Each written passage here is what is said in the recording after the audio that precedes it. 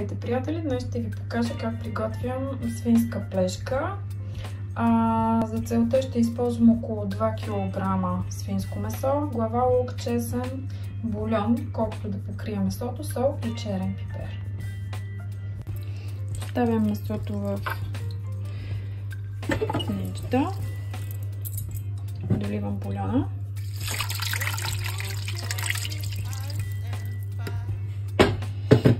Добавям чесън, лук, може да добавите морков, чушка, каквото си решите.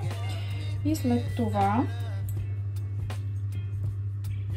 поставяме капака. Включваме ниндито на pressure за 50 минути.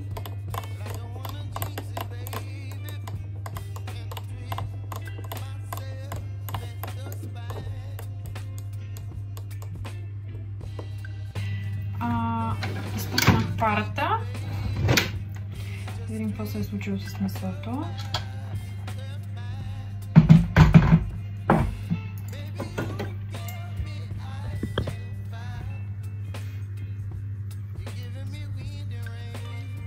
Така. Сега ще го извадя и ще го поставя в другия пот, който имам.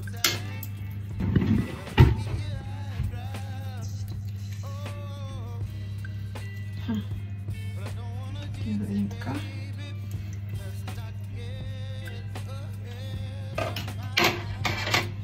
Едно, две, три.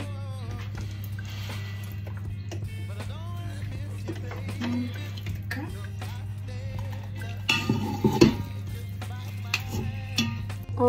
Решетката я слагам от късата й страна, защото явно месото ми е по-високо и идва много нагоре.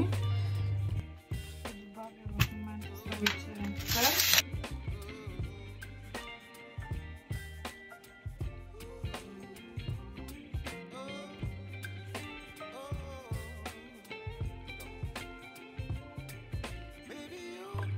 На програма Bake на 200 градуса.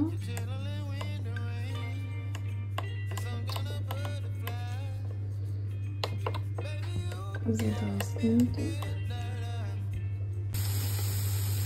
Така изглежда месото. В момента ще го обърна, за да го обслуя и от другата страна. Направям го и от другата страна с сол и черен пипер.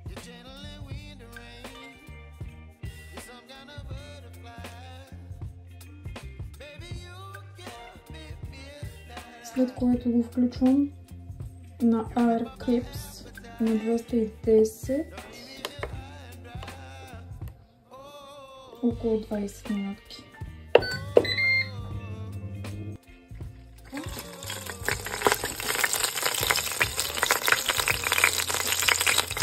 Да извадим и да видим какво се е получило. Да видим какво се е получило.